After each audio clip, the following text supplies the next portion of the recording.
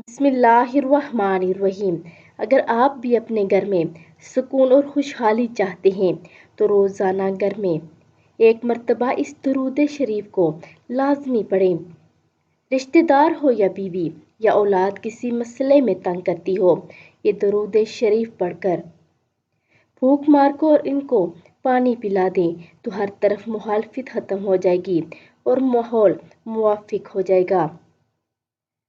وہ درود پاک یہ ہے: اللہم صلی علی سیدنا محمد وعلی آلہ واصحابہ واولادہ وازواجہ وذریاتہ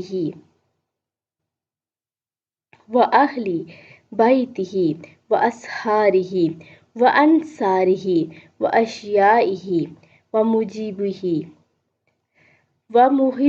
ومحبہ وامتہ وعلینا معہم اجمعین یا ارحم الراحمین۔